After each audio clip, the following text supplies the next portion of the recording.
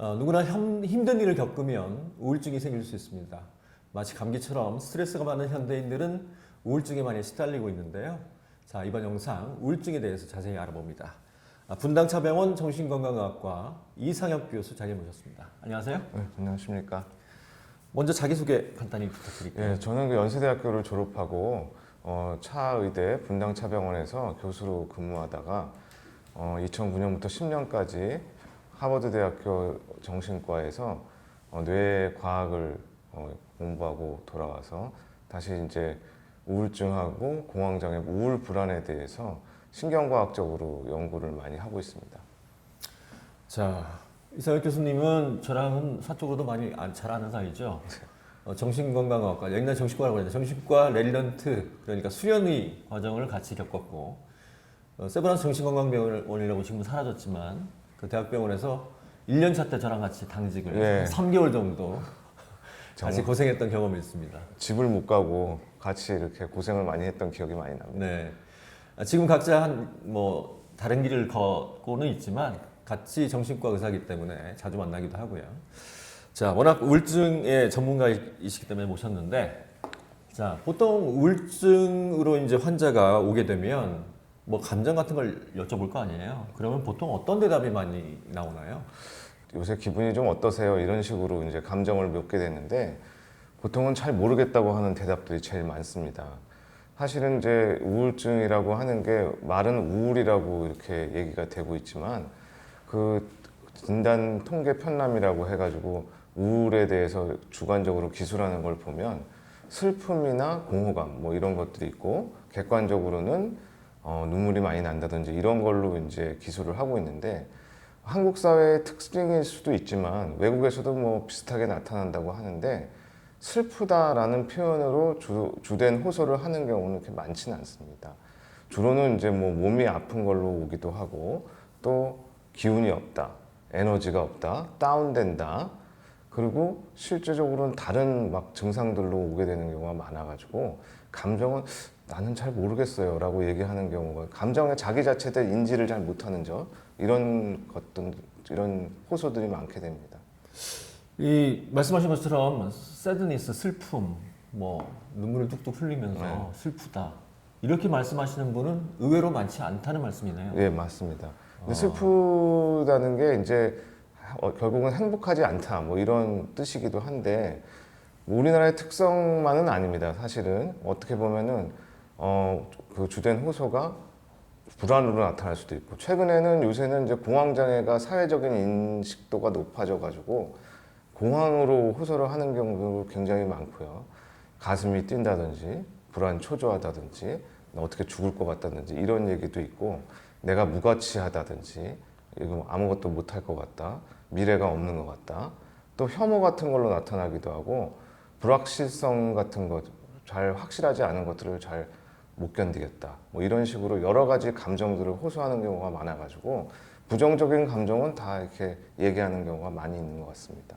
말씀 들어보니까 혐오라는 건 어떤 감정일까요? 자신을 혐오하는 건가요? 그렇죠. 자신에 대한 혐오가 많고 사실은 자기 부정이라고 얘기하기도 하죠. 근데 사실은 알고 보면은 내가 싫다라는 식으로 얘기하기도 하고 또 불안 증상이 또 다른 혐오로 번지게 되면 다른 사람들 싫어하는 사람에 대한 혐오로 번지기도 해서 근데 결국은 자기에 대한 혐오로 더 향하는 경우가 많습니다. 슬픔하고 우울은 좀 말씀 들어보니까 좀 많이 다른 것 같아요. 슬픔이라는 게 보통은 상실에 대한 반응이잖아요. 그렇죠. 특히 어린 시절에 어머니를 잃어버리면 어떡하나라는 감정에서 정말 시작이 된 것 같은데. 네네.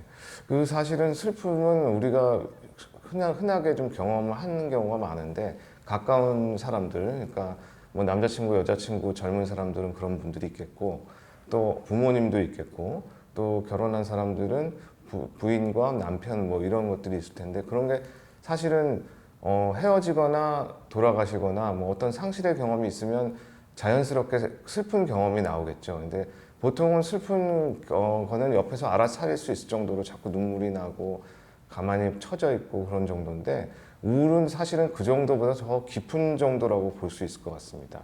우울은 이제 영어로 얘기하면 디프레션이니까 이렇게 처지고 다운되고 이런 걸 의미를 하는데 그만큼 더 깊은 감정이고 지속이 오래되고 더더군다나 더 자기 감정을 잘 알아차리지 못할 정도로 처져 있는 상태를 의미하기 때문에 우울과 슬픔은 약간 좀 다른 감정이라고 볼 수 있을 것 같아요. 디프레션 처진다라고 하는 게 기분만 처지는 게 아니고 이 사고 기능 같은 것도 좀 떨어지기 때문에 자신의 상태에 대해서 잘 인지하지 못하는 그런 경우도 상당히 많다고 하던데요. 예, 맞습니다. 이 디프레션은 사실은 이제 요 최근에는 이제 보는 비유는 이 뇌의 기능이 많이 떨어져 있는 것으로 이렇게 생각을 전반적으로 떨어져 있기 때문에 사실 감정을 느끼는 부위 편도나 이런 거는 굉장히 과활성화되어 있는 경우가 많지만 나를 인지하고 나의 감정을 인지하고 이성적으로 판단하고 이런 전전두엽의 기능의 같은 경우도 같이 디프레션이 와 있는 경우가 많기 때문에 내 감정 자체를 잘 못하고 판단도 제대로 못하고 이런 것들이 많이 이제 생기게 되는 거죠. 그래서 슬프다라고 하기보다는 잘 모르겠다. 예, 예, 그렇죠. 뭔가 좀 이상하다. 예. 공허하다. 예, 뭐 그런 양상으로 이제 호소를 하시는군요. 예, 예. 전전두엽의 기능은 이제 사실은 자신의 감정도 잘 이렇게 인지를 하면서 또 판단도 하고 또 내측 전전두엽이라고 하는 경우는 감정을 조절하는 그런 기능이 있습니다.